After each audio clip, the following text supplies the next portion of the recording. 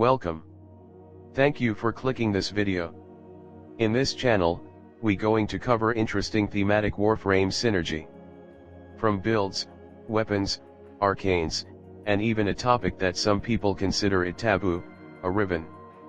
Just like our previous video, we will still use this robotic text-to-speech to present you our build. Not only because English is not our first language, but also robotic text-to-speech give the same vibe as futuristic artist-like narrative for this game. But before we start, we have to clarify something. By all means, we're not an expert like many other wonderful Warframe content creator. We're just a full-time salaryman, enjoying Warframe with friends after a tiring day. So please, if you find the build that we cover, already mentioned by many other experts, treat it as a new point of view. Now the ground rule established. Let's begin. This is the second part of our Infinity Trilogy loadout. In this specific loadout series, we will present you our entries of the near-immortal loadout that not bounded by protective dash from vazarin focus school.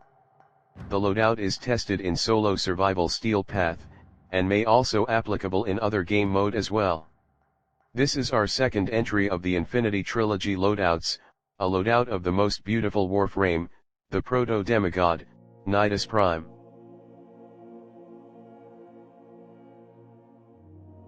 Nidus is the second shieldless Warframe after Inaros with infested themed. Nidus soon gather a massive attention due his synergetic skills that never happened to a Warframe before him. Let's dive deeper about his skills.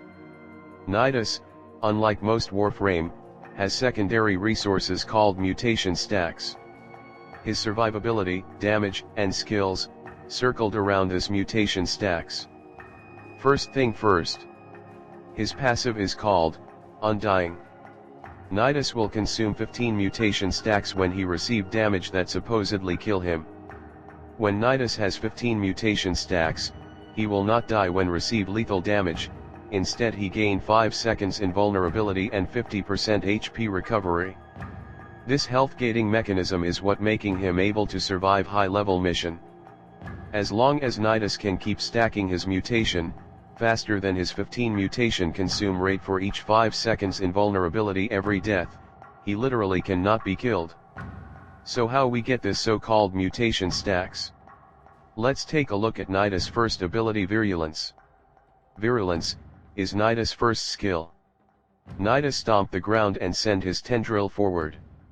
Every 5 enemy hit by this skill will fill 1 stack of mutation. This very skill is the main and most important skill in Nidus kit. This skill also has energy return mechanism, which make this skill essentially self-funded in term of energy. Larva is Nidus' second skill. Nidus send a ball of tendril to a location, then, the ball will pull enemies toward it. Enemy will be held in the ball depending on the skill duration. And the range of the pull will be scaled by skill range.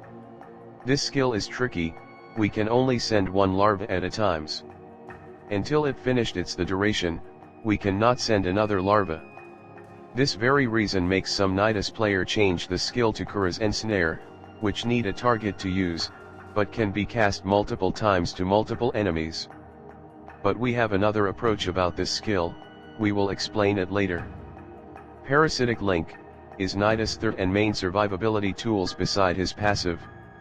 Nidus send a tendril that connect him to enemies, redirect any damage Nidus taken by up to 90%. This skill will also grant Nidus a CC prevention, making Nidus freely move as long as the tethered tendril not broken.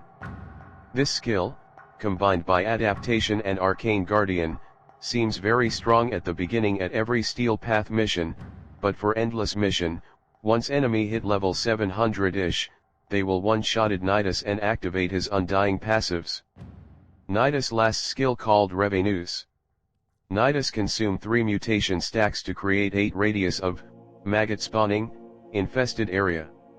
Maggot spawned from the area will seek to latch to enemies, stunning them. Maggot then explode if they die, or the duration of Revenus run out. Every maggot killed by virulence will also contribute to the mutation stacks. As weird as it sounds, this skill works perfectly for Nidus, provide him with both protection through mutation stacks, and auto CC mechanic with maggot swarming enemies. Now we know how Nidus works, let's go to the modding. Our approach for Nidus might be surprise you, we go with full power strength Nidus. Why? What Nidus skill does benefit from over-invested power strength? Relax, we will explain it later, you know what? No, we will explain it now.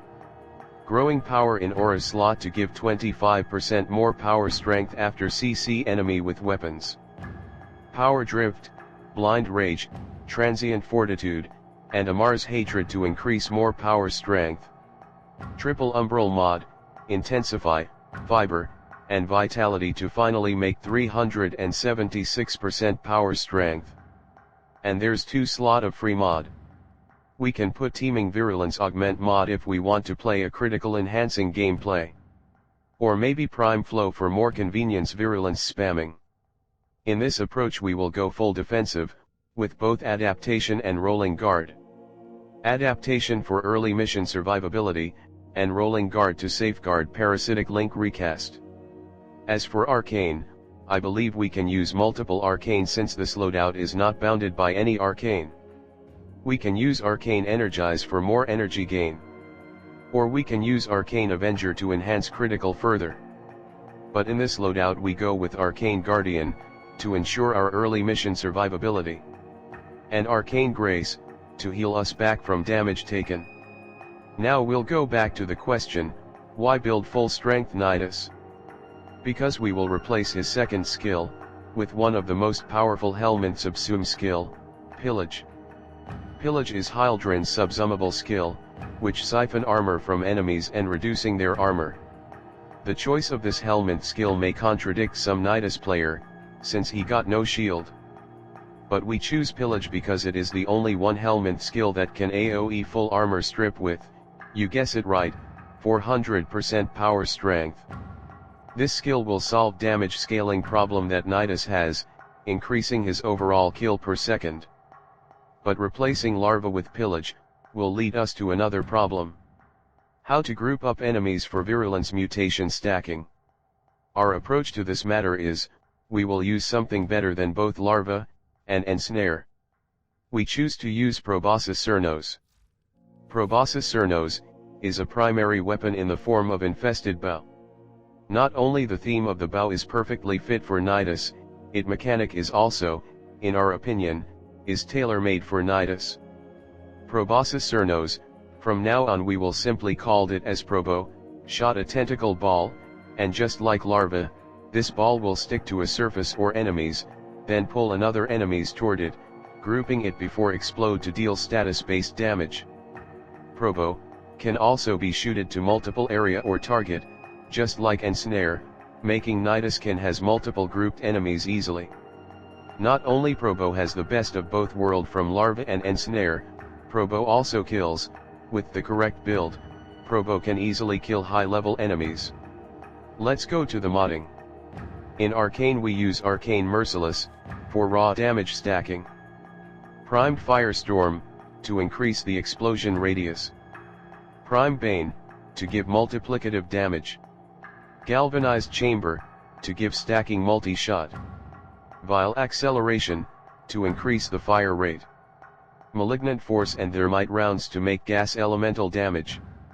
And Stormbringer to add electricity elemental damage. Prime Arrow Mutation, to solve the main problem of Probo, ammo economy. Last slot is Riven, my Riven is far from good, since this Riven is experimental for my crit-based Probo. For status-based weapon like Probo, the ideal stat for its Riven would be multi-shot, status chance, and elemental damage. Before we move to the gameplay, we like to explain why we choose gas and electricity elemental combo, instead of meta elemental combo, such as viral and heat. Gas and electricity combo, suit best for Probo because the damage caused by those elemental combo, is scaled by enemy stacking. Gas elemental will cause gas cloud above enemy's head, dealing AoE damage. While electricity give a chain lightning like mechanic to nearby enemies. With the grouping nature of Proto, both gas and electricity can deal absurdly high damage. Not to mention, we do not need armor stripping mechanic from weapon elemental damage anymore, since pillage already cover that matter. We choose not to bring any secondary weapon since Proto is too essential in this loadout. And the melee we bring, Glaive Prime, mostly only used for killing Acolyte. Let's go to the gameplay to see how this loadout works.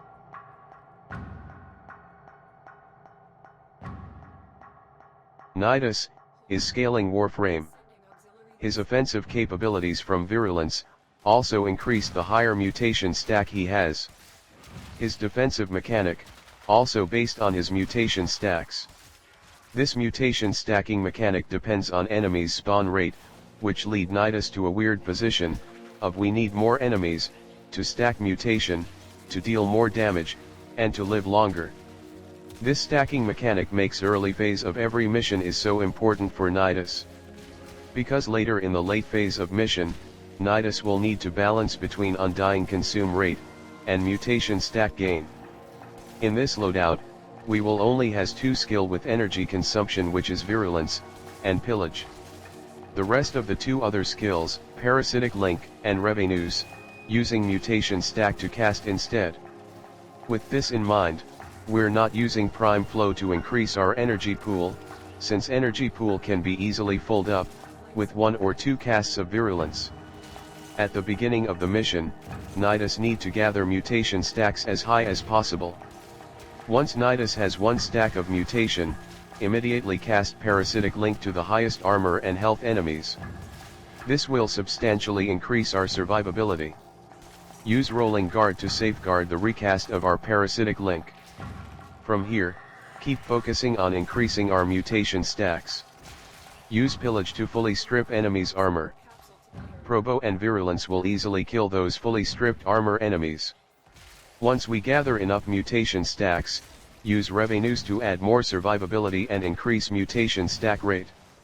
Keep shooting your Proto, throw Virulence to the grouped enemies, use Pillage to strip if needed. Take a look for good spot to redirect enemy pathing into only one direction toward you, this way you will have easier time to group them. The rest is more Virulence, more Pillage, and maintaining mutation stack. Thus, conclude our 7th loadout, the Proto Demigod, Nidus Prime.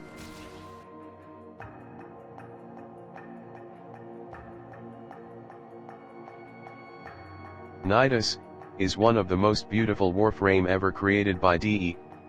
And I'm not talking only about his aesthetic, but also his skill synergies. Nidus have no shield, which mean he's not capable of doing shield gating. But Nidus has health gating mechanic from his undying passive. When we research about Nidus, we found the very reason Nidus struggle in the long run mission, unlike his survivability, his damage output is not scaling enough. Thus our approach is to give him more killing potential, in the form of wide area of full armor strip. But this approach is absurdly costly. The cost of pushing power strength to 400% to fulfill the full armor strip requirement from Pillage, is too umbra forma. This is why I think this loadout is definitely not for everyone. The amount of resource to build Nidus to be able to not only survive better, but also deal scaling damage is without a doubt, expensive. But for us, who love Nidus wholeheartedly, this approach, despite the cost, is very satisfying. Unlike our previous videos, considering the price of this loadout, we suggest you to try this loadout if only you are willing to fully committed to build Nidus. Otherwise, let this research be your reference, of how Nidus build can be pushed even further than most. Thank you for watching. And if you like this type of content, don't forget to like, share, and of course subscribe for more Warframe videos. This is our inner universe. Proudly present, a Nidus Prime loadout. The Proto Demigod.